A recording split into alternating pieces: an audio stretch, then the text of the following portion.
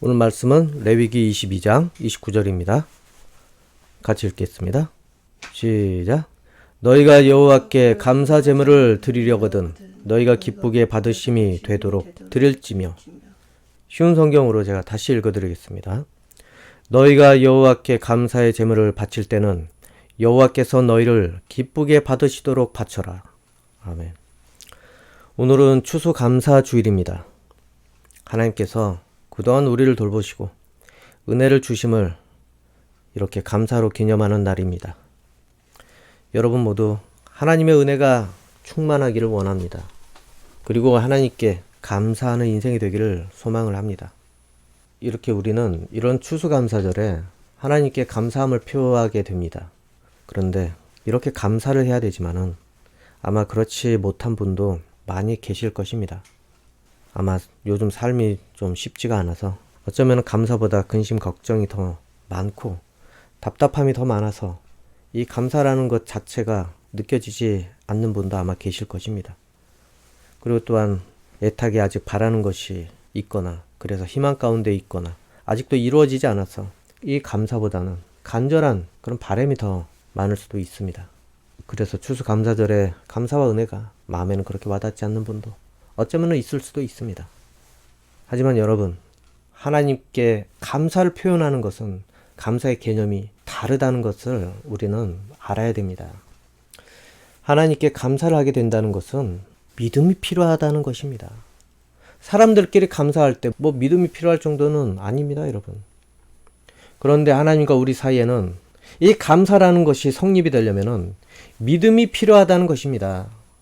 그래서 믿음이 없다면은, 믿음이 약하다면은 이런 생각을 하게 됩니다.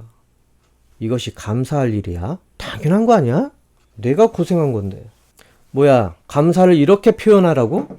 이거는 교회에다가 주는 건데 왜 하나님께 주는 거야? 이러면서 좀 당황할 수도 있을 것입니다. 믿음이 없으면은 하나님께 감사하는 마음이 들지가 않습니다.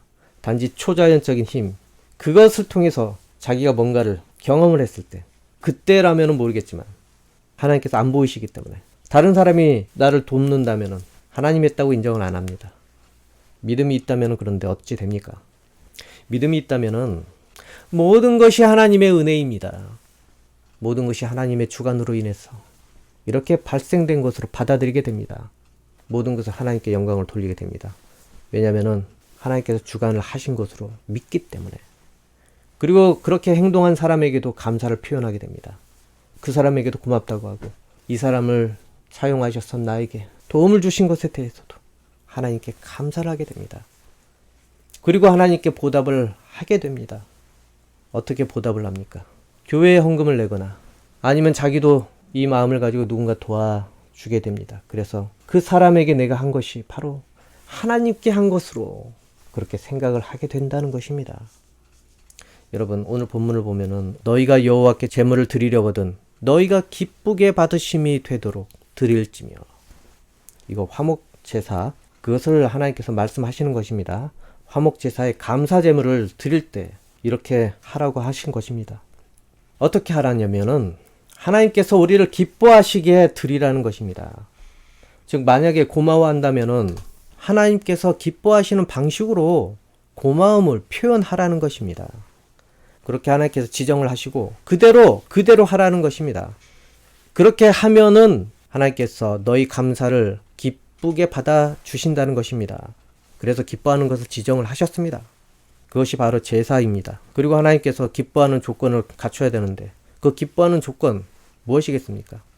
오늘 본문 위로 19절에서 20절을 보면은 소나 양이나 염소를 바치되 흠 없는 수컷으로 바쳐라. 그래야 여호와께서 너희를 기뻐하실 것이다. 흠이 있는 것을 바치지 마라. 여호와께서 너희를 기뻐하지 않으실 것이다. 예, 바로 감사하다면은 흠이 없는 소나 양을 잡아서 그렇게 하나님께 희생 제사를 드리라는 것입니다. 이것이 하나님께서 인정하는 감사라는 것입니다. 그리고 하나님께서 기뻐하시는 것은 흠 없는 것입니다. 근데 여러분, 왜? 어째서 이런 것을 하나님께서 기뻐하시고 또 감사제물로 받으시려고 합니까? 하나님께서는 이것을 잡수시지 않습니다. 하나님께서는 이거를 드시지 않는데 왜 이것을 좋아하고 이것을 드리라고 합니까?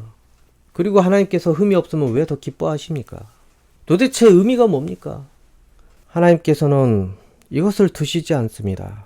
그리고 이것을 정작 먹는 사람들은 그것을 드린 본인과 제사장들이 감사제물을 먹게 됩니다. 그리고 하나님께서는 그저 태워드리는 향을 맡고 그냥 좋아하실 뿐입니다. 그 고기들은 바베큐인데 가지고 온 사람이 그냥 그대로 먹게 됩니다. 레위기 3장 16절을 보면은 제사장은 그것들을 제단 위에서 태워 바쳐라. 그것이 화제이며 그 냄새가 여호와를 기쁘시게 한다. 모든 기름은 여호와의 것이다. 하나님께서는 바베큐 냄새만 즐기시고 이 고기는 사람이 즐기고 참 하나님께서 이 감사로 받아들이는 것이 이렇다는 것입니다. 내가 감사로 드렸는데 그것을 내가 누리게 만드시니 세상에 이런 감사함의 조건이 어디 있겠습니까? 하나님께서 흠없이 가져오라고 해서 고르고 골랐는데 내가 먹을 것입니다. 이렇게 감사하라고 하니 나를 배부르게 하는 것이 하나님께 감사인가? 제사장이나 주변 사람들 배부르게 하는 것이 그것이 하나님께 감사하다는 표현인가? 우리 말씀 한 군데 보겠습니다. 레위기 7장 15절 보면 감사의 화목제물로 바친 제물의 고기는 바친 그날에 먹고 그것을 이튿날까지 남겨두지 마라. 그리고 그 밑에 구절을 보면 앞으로 바라고 또 소망하는 것이 있을 때 또 하나님께 그런 제물을 드리는데 레위기 7장 16에서 18절을 보면은 하나님께 바치는 제물이 하나님께 그저 드리고 싶어서 바치는 제물이거나 하나님께 어떤 특별한 약속을 했기 때문에 바치는 제물이라면 그 제물은 바친 그날에 먹어라. 만약 남은 것이 있으면 그것은 그 다음날 먹어도 된다.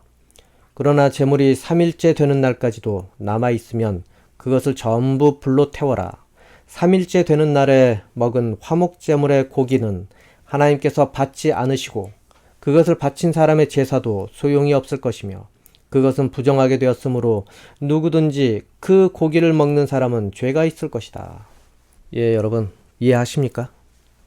감사한 일 이미 과거의 것입니다. 그거를 너무 감사해서 하나님께 감사 제물로 가지고 나왔다면은 그것을 그날 바로 제사한 다음에 바로 먹고 끝내라고 했습니다.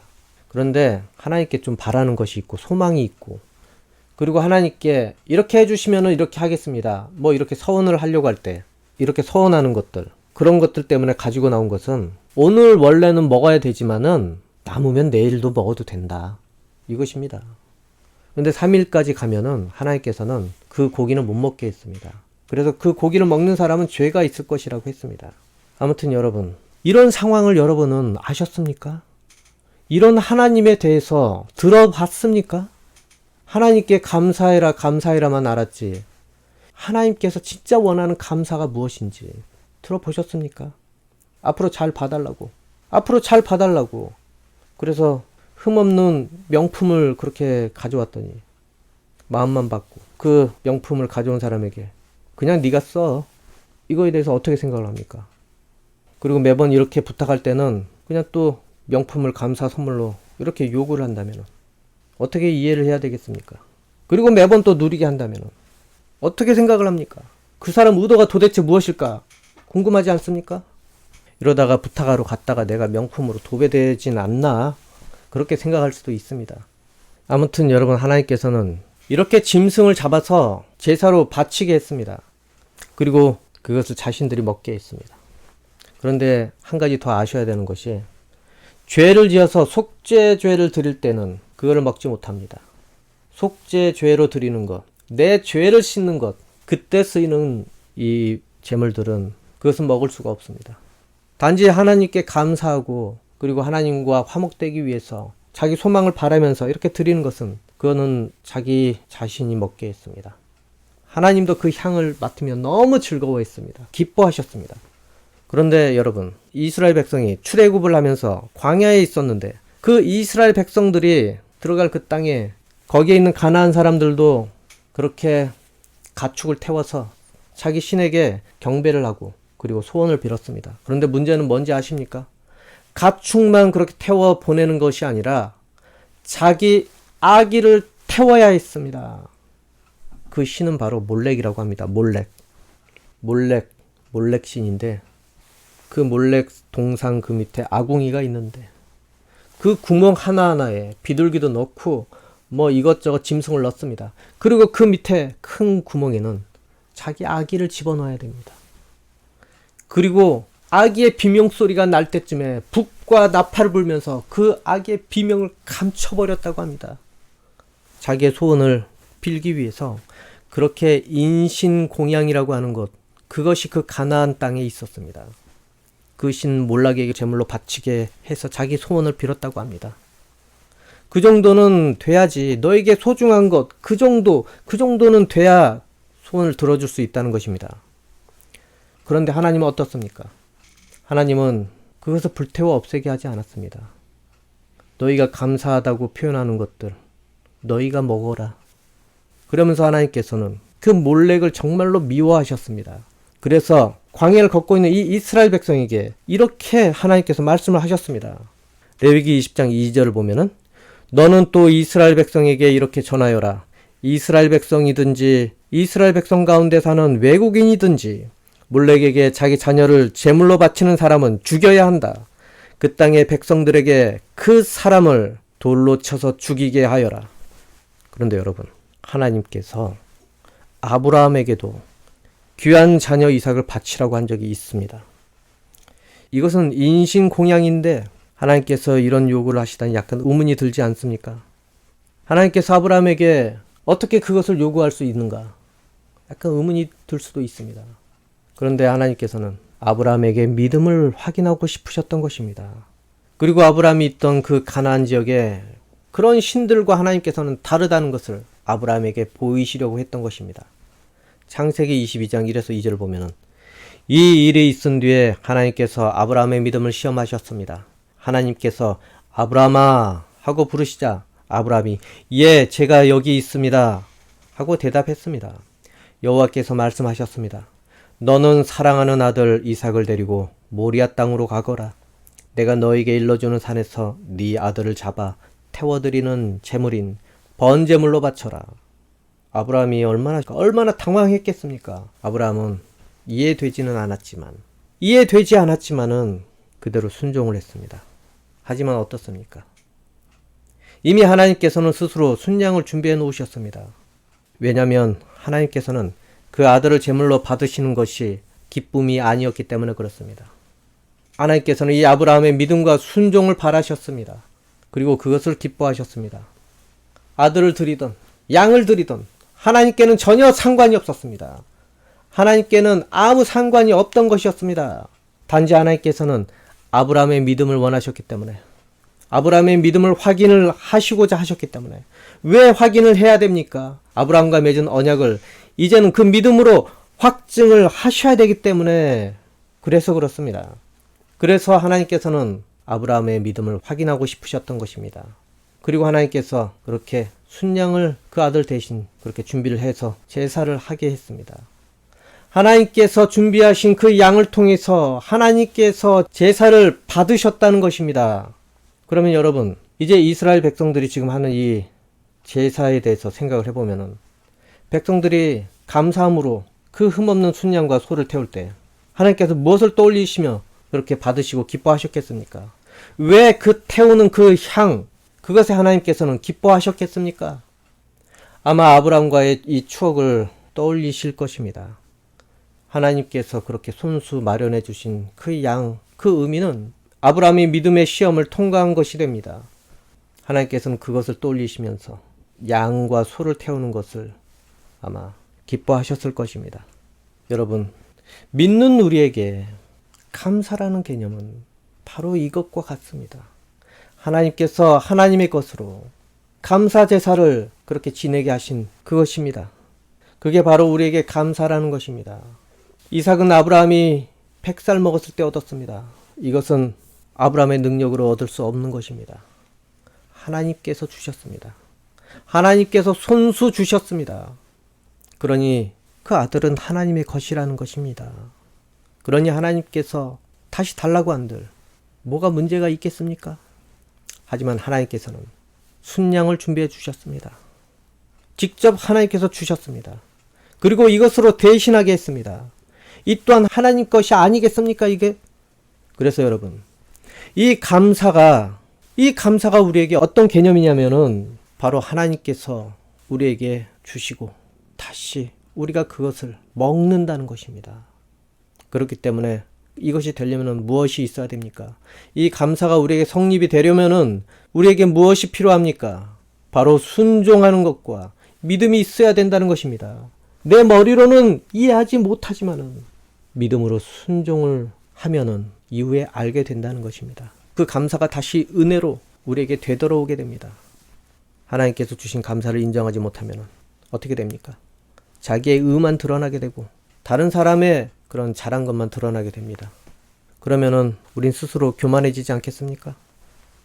하지만 믿음이 있다면은, 믿음으로 감사해야 된다면은 하나님의 은혜, 이 모든 것이 하나님의 은혜라고 먼저 받아들여야 되고, 그리고 그것을 하나님께서 기뻐하시도록 그렇게 내어드릴 수 있어야 된다는 것입니다. 나에게 허락된 것, 그것이 하나님 것이라는 그 증명으로 그렇게 내어드려야 되는데, 가장 귀한 것, 흠이 없는 것, 그것을 골라서 내어드려야 되는데 이것이 우리가 잘 안 된다는 것이 문제 아니겠습니까? 마음으로는 하나님의 것이라고 하고 싶고, 그리고 생각 속에는 이것이 하나님의 것이라고 정말로 부여를 수도 없이 많이 해보지만은 실제 현실에서 내가 느껴지는 것은, 부담이 되는 것은 속일 수가 없습니다. 그러면 여러분 어떻게 해야 되겠습니까? 여러분에게 귀한 것이 무엇입니까? 수고 없어질 것들이 아니라 여러분 자신이라는 것입니다. 하나님께서 진정으로 바라는 것은, 하나님께서 진정으로 하나님 것이라고 하시고 싶어 하신 것은 바로 자기 자신이라는 것입니다. 그것이 진정으로 하나님 것이라는 겁니다. 그것을 흠없이 드릴 수 있는 것, 그것이 필요하다는 것입니다. 여러분이 하나님께 정말로 감사하다면 어찌 해야 되겠습니까? 자기 자신을 산 제물로 하나님께 올려드리는 것입니다, 여러분. 로마서 12장 1절을 보면은, 그러므로 성도 여러분, 나는 하나님의 자비로서 여러분에게 권합니다. 여러분의 몸을 하나님을 기쁘시게 하는 거룩한 살아있는 제물로 드리십시오. 이것이야말로 여러분이 마땅히 드려야 할 영적인 예배입니다. 여러분, 살아있는 제물이 되었다는 것은 무엇입니까? 이스라엘의 화목제 감사제는 모두 각을 떠서 불에 태워서 그렇게 하나님께 드렸습니다. 그런데 우리는 살아있는 자체가 바로 하나님의 제물이 된다는 것입니다. 하나님께서 받으시는 것이 된다는 것입니다. 그리고 그것 하나님께 드렸으면 이제는 우리는 하나님의 것이 됩니다. 그리고 그렇게 제물이 된 채 행해지는 그 제사는 바로 예배하는 것, 그것입니다. 여러분, 이렇게 여러분이 직접 하나님의 것이 되면은, 여러분, 이 제물은 하나님의 것이라고 설명할 필요조차 없습니다. 내가 주장할 필요도 없고 느끼려고 할 필요도 없이 하나님 것이라는 그것이 됩니다. 그리고 여러분은 그렇게 하나님께서 받으시는 흠없는 제물로 그렇게 살게 됩니다. 여러분, 지금 우리는 예수 그리스도를 믿고 사는 그런 세상에 있습니다. 그분은 하나님께서 보내셨습니다. 그분은 죄가 없고 흠이 없는 분이셨지만은, 그러나 죄인의 모습으로 우리 대신 십자가를 지셨습니다. 우리의 죄를 대신 짊어지고 희생제물이 되셨습니다. 우리를 위해서 대신 하나님께서 준비하신 어린 양이라는 것입니다. 바로 우리를 흠없이 씻어서 하나님 것이 되게 하기 위해서 그렇게 예수님께서 죽임을 당하셨습니다. 그리고 우리는 그 어린 양의 피와 살로 화목제 감사제물을 먹는 존재가 되었습니다. 고린도전서 11장 23에서 25절 보면은, 내가 여러분에게 전해준 것은 주님께 받은 것입니다. 주 예수님께서 배반당하시던 날 밤에 빵을 들고 감사기도를 드리신 다음 빵을 떼시고 이렇게 말씀하셨습니다. 이것은 너희를 위한 내 몸이다. 나를 기억하면서 이것을 행하여라. 똑같은 방법으로 식사 후에 잔을 들고 말씀하셨습니다. 이 잔은 내 피로 세우는 새 언약이다. 이 잔을 마실 때마다 나를 기억하면서 이것을 행하여라. 하나님께서 보내신 그 예수님을 통해서 하나님께서는 우리와 화목하기를 원하셨습니다. 그래서 예수님을 통해서 우리가 하나님께 감사하기를 바라셨습니다. 그리고 우리가 그 이름으로 그 감사를 누리기를 바라십니다. 그러면 여러분, 이제 우리는 무엇인가 좀 감이 와야 되지 않습니까? 우리와 하나님 사이에 감사의 의미와 그 취지가 무엇인지 우리는 깨달아야 됩니다. 빌립보서 4장 6절. 아무것도 염려하지 말고 다만 모든 일에 기도와 간구로 너희 구할 것을 감사함으로 하나님께 아뢰라. 그리하면 모든 지각에 뛰어난 하나님의 평강이 그리스도 예수 안에서 너희 마음과 생각을 지키시리라. 여러분, 하나님께서 진정으로 우리에게 왜 감사를 바라십니까? 그것은 바로 우리가 하나님을 통해서 감사를 누리기를 원하셔서 그렇습니다. 그래서 하나님께서는 우리가 예수 그리스도를 믿어서 구원받아서 그 이름으로 간구해서 그것을 통해서 하나님께서 보내주신 것을 통해서 감사한 인생을 누리기를 원하십니다. 여러분, 이 예수 그리스도는 하나님께서 보내신 어린 양이십니다. 그리고 예수님을 믿어서 하나님께 감사하기를 원하십니다. 하나님을 믿지 않으면은 절대 감사할 수 없는 일입니다. 하나님께서 보내신 예수 그리스도를 어찌 생각을 합니까? 세상 사람들이. 그냥 좋은 사람, 그냥 그때 와서 자기를 희생한 사람. 그 정도로만 생각을 합니다. 그 이름에 감사가 있겠습니까? 그들에게는. 그러니 감사가 없으니 하나님께 무엇을 감사로 표현을 할 수 있겠습니까? 하지만 우리는 예수 그리스도 그 이름을 믿고 난 다음부터는 하나님께 구원하심을 감사하게 됩니다. 그리고 그 이름으로 간구하여서 응답받게 하셔서 감사하게 됩니다. 그리고 하나님께 감사함을 표현을 하게 됩니다. 무엇으로 표현을 합니까, 여러분? 하나님께 예배하는 인생으로, 흠없는 인생으로, 예수 그리스도를 믿고 따르는 인생으로, 그렇게 여러분 인생 삶 자체가 그러한 삶을 살려고 힘쓰는 것이 하나님께 감사를 표현하는 것이 됩니다. 그리고 그러한 삶을 살면은 하나님께서 어떻게 합니까? 그런 삶에 평강을 허락하여 주셔서 여러분이 감사를 다시 감사로 누리면서 먹고 살게 해 주신다는 것입니다. 그렇지 않으면 하나님께서 왜 무엇이든지 간구하라고 예수 그리스도 이름 주셨습니까? 그리고 예수님께서 여러분에게 왜 필요를 구하라고 했습니까? 바로 여러분이 하나님께 감사하는 것, 그것을 여러분이 누리게 하기 위해서 그렇습니다. 그리고 여러분이 또 감사와 은혜를 하나님께 얻게 하기 위해서 그렇습니다. 여러분, 그러기 위해서는 믿어야 이것이 진행이 되게 됩니다. 믿지 않으면 모든 것이 감사하지 않게 됩니다.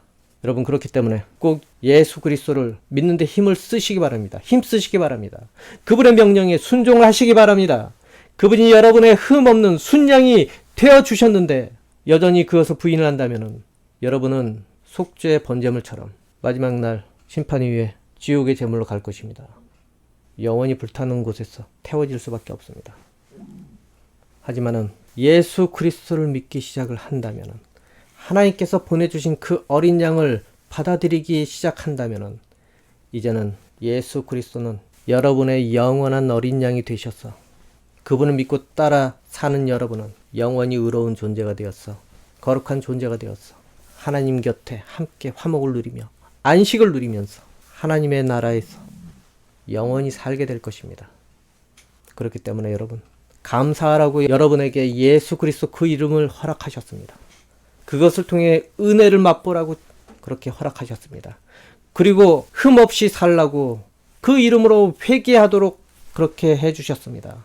이것이 은혜라는 것입니다.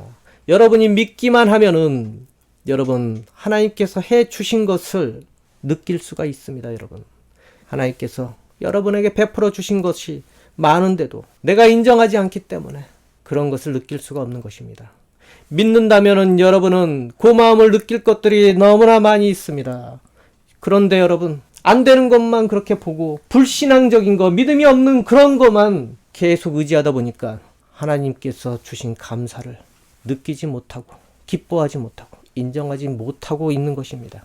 여러분, 부디 예수 그리스도 이름을 통해서 여러분에게 허락된 많은 감사를 느끼기 원합니다. 그리고 그것을 통해서 하나님께 감사를 표현하고 예배에 헌신하고 기도에 앞장서서 하나님의 은혜가 다시 여러분에게 충만해지기 원합니다. 그리고 충만해진 여러분 그 자신을 하나님의 감사의 도구로 그렇게 사용하게 되기를 소망을 합니다. 모두 하나님의 기뻐하시는 감사의 인생으로 하나님께 올려드리기를 소망을 합니다.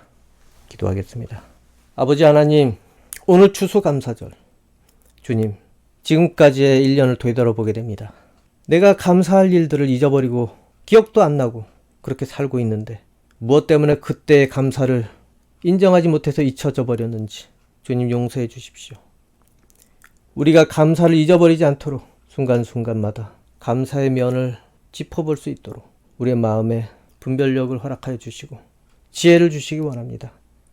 그 순간순간마다 아픈 것만, 괴로운 것만 그렇게 자리 잡아서 그 순간순간이 아픔과 괴로움으로만 그렇게 기억되며 지나가지 않게 도와주시옵소서. 반드시 하나님께서 이루어 주신 것, 하나님께서 은혜로 허락하신 것들, 그것들 기억해서 감사의 인생으로 점점 기록되기를 원합니다. 아버지, 우리 하나님을 믿음으로써 우리가 그 은혜로 인해서 하나님께 감사하는 인생으로 점점 살아가기 원합니다.